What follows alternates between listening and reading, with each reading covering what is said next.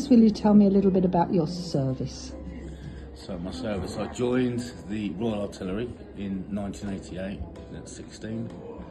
I completed 12 months basic training, then went to my unit in Germany, 40 Regiment Royal Artillery. When I got there, I did 89. I did 6 months basically settling in, getting used to the unit. With that, the first Gulf War started. I was away on a course at the time. And I remember all the paras and all the commandos on my course getting taken away because the Gulf had started. I completed my course, got back to camp. They stood the paras and Marines down, and they wanted 7 Armoured Brigade Desert Rats to go out there, which I was part of, and we got stood up and went out to the first Gulf. I served as an ammunition driver to one of the guns out there. Did a total of about 8 months through the war. After that, came back. From there, 92, we were put on standby to go into Bosnia as the UN to help a fighting withdrawal for NATO forces. We stood on standby for about 2 years. We got stood down. In between that time, I changed from a driver to a radar operator. 1994, the marketplace in Sarajevo City got mortared, and the head of the UN, General Mike Rose, wanted some sort of equipment out there that could identify hostile mortars. So the radar troops were deployed to Sarajevo and Bosnia. I went out in September 94 to mid 95 and completed a tour in the city. The end of that tour, came back 6 months in camp. A ceasefire was declared in Bosnia, and I was sent back out as part of the implementation force, NATO implementation force, to make sure the ceasefire held. From there, I went to the School of Royal Artillery, where I became an instructor. I instructed there for about 5 years. Unfortunately, I had an injury, and I transferred trades instead of leaving the forces. I transferred trades to the Adjutant General's Corps. I transferred, and then my first posting after that was the Royal Signals. Went from the Royal Signals to a new unit. I helped establish a new unit for the new radio equipment that the army had. I went from there. I went back to the Signals to a 21 Signals Regiment in Cologne. From there to 1 Battalion Remy in Germany. From 1 Battalion Remy in Germany to, I think now, 1 Medical Regiment in Germany. I deployed to Iraq with them in 2008 at the field hospital in just outside Basra. I did a 6-month tour with them.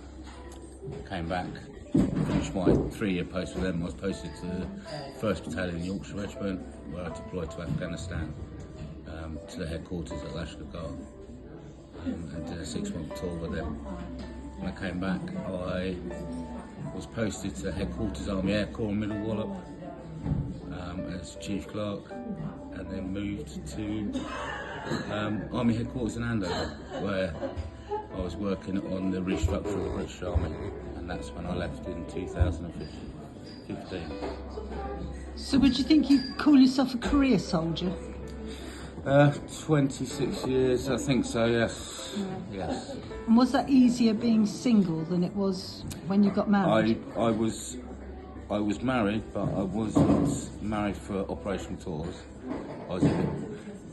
But my tours came in between my marriages. So no, I was married in '97, and divorced in 2010. And then I met my new partner as I left the forces about 6 months prior to leaving the forces. I had a girlfriend on my Afghan tour, and she took it quite well. My mother was the worry for me.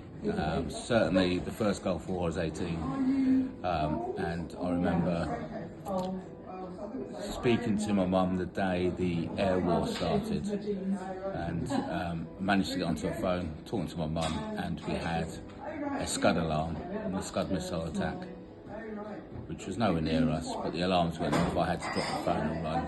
And I remember having to go back to the phone about 8 hours later to phone my dad to make sure my mum was alive. And then the 4-day ground war, my mother didn't leave the TV for 4 days, sat in a dressing gown in front of the TV for 4 days. Little did she know that no casualties would be released in the press until the next of kin had been informed. But she learned quickly, and as my 5 tours I did and progressed, she was very good. But yeah, I think at such a young age, 18, she was certainly beside herself for the 6 months, 7 months I was out there. So when you came out, was it sort of like losing a family? Because I found, talking to other people, that the army is so, not protective, what's the word I'm looking for, supportive, that when you actually come out it can be very difficult. It's extremely difficult when you leave, you know, especially after 26 years. You do leave a family for 4 days, sat in a dressing gown in front of the TV for 4 days. Little did she know that no casualties would be released in the press until the next of kin had been informed. But she learned quickly, and as my 5 tours I did and progressed, she was very good. But yeah, I think at such a young age, 18, she was certainly beside herself for the 6 months, 7 months I was out there. So when you came out, was it sort of like losing a family? Because I found, talking to other people, that the army is so, not protective, what's the word I'm looking for, supportive, that when you actually come out it can be very difficult. It's extremely difficult when you leave, you know, especially after 26 years. You do leave a family, your friends, your colleagues, a good job. You walk away from it, and you're almost starting your life again, and it's totally different out here in the civilian industry, having to work to how civilians work and not the forces, it was a massive, great change in mindset. But you know, I do miss it. I've been out 7 years now, 7, 8 years. I find it hard, very hard every day. But every day you still fall back on everything you learned in the 40s. And now you're going back to work with them again? Yes, I am, yeah. Yes, and yes, but on the other side, so I can sit and watch them train and do all the hard work, and I don't have to do it anymore. Not get shot at? No, not get shot at. So I'm looking forward to it, actually. I think I really will enjoy it, to be honest with you. So.